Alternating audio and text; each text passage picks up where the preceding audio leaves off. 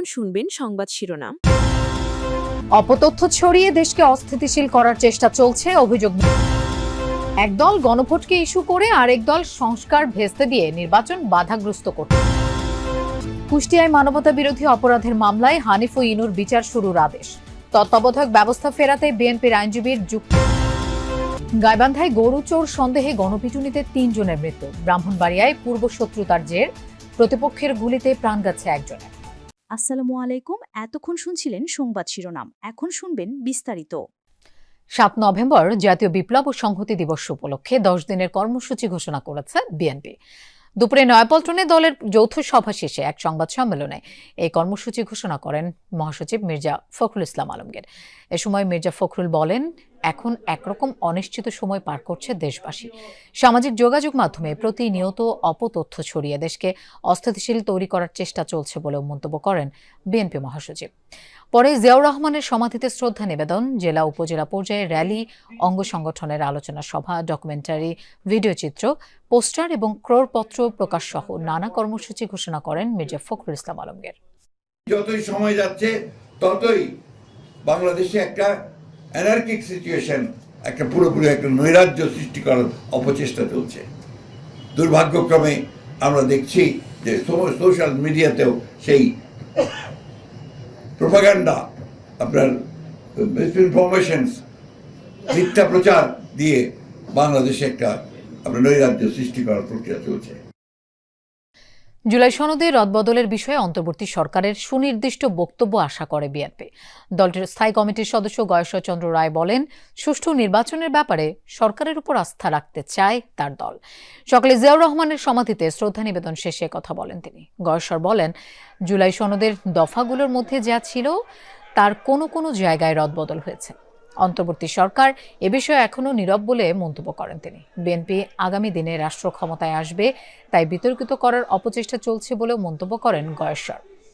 আমরা যেহেতু একটা সুষ্ঠু অবাধ নির্বাচন চাই, তাই হয়তো যেভাবে প্রতিবাদ করার কথা আমাদের পক্ষ থেকে, আমরা সেভাবে প্রতিবাদ করছি না। কারণ আমরা যদি দেশের স্থিতিশীলতার জন্য ফেব্রুয়ারিতে নির্বাচন দরকার। এ মাসেই 300 আসনে প্রার্থী চূড়ান্ত করবে এনসিপি, জানিয়েছেন জাতীয় নাগরিক পার্টির আহ্বায়ক নাহিদ ইসলাম। তার অভিযোগ, একদল গণভোটকে ইস্যু করে আরেক দল সংস্কার ভেস্তে দিয়ে নির্বাচন বাধাগ্রস্ত করছে। বলেন, জামায়াত এখন গণভোটকে প্রধান ইস্যু করছে, তবে এনসিপি মনে করে গণভোট জাতীয় নির্বাচনের দিনও হতে পারে। এই সিদ্ধান্ত নেবে সরকার ও নির্বাচন কমিশন। সকালে সমসাময়িক রাজনৈতিক প্রসঙ্গ নিয়ে ব্রিফিংয়ে এসব কথা বলেন তিনি। বলেন, যদি কোনো ইস্যুতে নোট অব ডিসেন্ট থাকে তাহলে গণভোট বা ঐক্যমতের কিছু থাকে না। গণভোট নিয়ে বিএনপি জামায়াত যে দ্বন্দ্বে জড়িয়েছে তা অযথা বলেও মন্তব্য করেন নাহিদ ইসলাম। জানান, নির্বাচনের সংস্কার দুটি আলাদা কার্যক্রম হিসেবে দেখছে এনসিপি। সংস্কারের পক্ষে না থাকলে কারোর সাথে জোটে যাওয়া সম্ভব নয়। জুলাই সনদ প্রসঙ্গে এনসিপির আহ্বায়ক বলেন, রাজনৈতিক দলগুলো জুলাই সনদে স্বাক্ষর করে জাতির সাথে প্রতারণা করেছে। কিন্তু গণভোট আগে হবে না ইলেকশনের দিন হবে, এইটাতে হচ্ছে বিএনপি জামাত আবার একটা দ্বন্দ্বে চলে গিয়েছে, এবং যেই দ্বন্দ্বটা অযথা অপ্রয়োজনীয় বলে আমরা মনে করছি। ফলে একদল সংস্কারকে ভেস্তে দিচ্ছে, আরেক দল নির্বাচনকে পেছানোর চেষ্টা করছে। সার্বিক পরিস্থিতিতে আমাদের মূল্যায়ন এটাই, তবে আমরা এই দুটার কোনোটাই চাই না। আমরা চাই যথাসময় নির্বাচন হবে ফেব্রুয়ারিতে, এবং জুলাই সনদেরও আইনি ভিত্তি পাবে এবং বাস্তবায়ন হবে। জুলাই গণ অভ্যুত্থানে কুষ্টিয়ায় মানবতা বিরোধী অপরাধের অভিযোগে আওয়ামী লীগের যুগ্ম সাধারণ সম্পাদক মাহবুবুল আলম হানিফ সহ 4 জনের বিরুদ্ধে বিচার শুরুর আদেশ দিয়েছেন আন্তর্জাতিক অপরাধ ট্রাইব্যুনাল 2। এর আগে তাদের বিরুদ্ধে অভিযোগ গঠন করা হয়। এদিকে কুষ্টিয়ায় 6 জনকে হত্যা সহ মানবতা বিরোধী অপরাধে জাসদ নেতা হাসানুল হক ইনুর বিরুদ্ধেও অভিযোগ গঠন করেছেন ট্রাইব্যুনাল। সকালে বিচারপতি মোহাম্মদ নজরুল ইসলাম চৌধুরীর নেতৃত্বাধীন আন্তর্জাতিক অপরাধ ট্রাইব্যুনাল 2 এই আদেশ দেন। মাহবুবুল আলম হানিফের মামলার সূচনা বক্তব্য সাক্ষ্য গ্রহণ 25 নভেম্বর ও ইনুর মামলার সূচনা বক্তব্য সাক্ষ্য গ্রহণ 30 নভেম্বর। এর আগে ইনুর মামলার অভিযোগ গঠনের শুনানিতে ট্রাইব্যুনালকে প্রসিকিউশন জানান, জুলাই আগস্টের আন্দোলনের সময় বিভিন্ন উস্কানিমূলক বক্তব্য দেন হাসানুল হক ইনু। পাশাপাশি ছাত্র জনতাকে জঙ্গি ও সাম্প্রদায়িক ট্যাগ দিয়ে গুলি করে হত্যার নির্দেশ দিয়েছিলেন ইনু। গণভবনে বৈঠক করেও আন্দোলন দমনে ভূমিকা রাখেন। শেখ হাসিনার সাথে তার ফোনালাপে যার প্রমাণ পাওয়া যায়। যদি অভিযোগ গঠনের দিন ইনুর আইনজীবী মনসুরুল হক চৌধুরী দাবি করেন, জুলাই অভ্যুত্থানের সময় প্রাণহানি যাতে না ঘটে সেই পরামর্শই দিয়েছিলেন ইনু। এছাড়া রাজধানীর চানখারপুলে 6 জনকে হত্যা মামলায় 13তম দিনের সাক্ষ্য গ্রহণ আজ। এর আগে এই মামলায় সাক্ষ্য দেন 20 জন। মামলাটি উদ্দেশ্য প্রণোদিত এবং রাজনৈতিক আক্রোশের উনি শিকার। সরকার নিজেই বলেছে অনেক গায়েবী মামলা হয়েছে। উনি দাবি করেছেন যে উনি ওই অনেক গায়েবী মামলার মধ্যে উনি একজন শিকার হয়েছেন।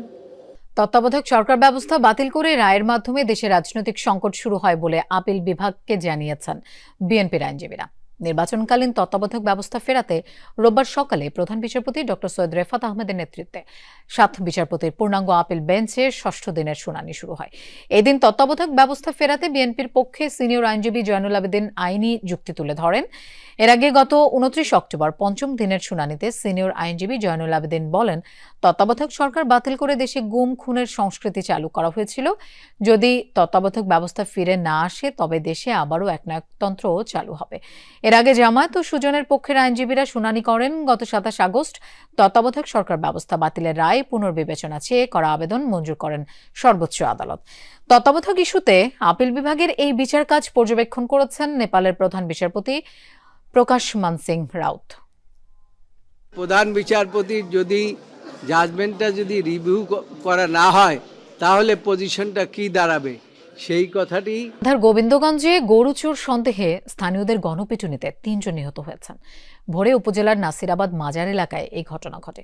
পুলিশ জানায়, স্থানীয়রা জানিয়েছে গত রাতে গ্রামের বাসিন্দা সালাম মিয়ার গোয়ালঘর থেকে 3টি গরু চুরি করে চোর চক্রের সদস্যরা। পরে গরুগুলো পিকআপ ভ্যানে তোলার সময় বিষয়টি বুঝতে পেরে ধাওয়া দেয় এলাকাবাসী।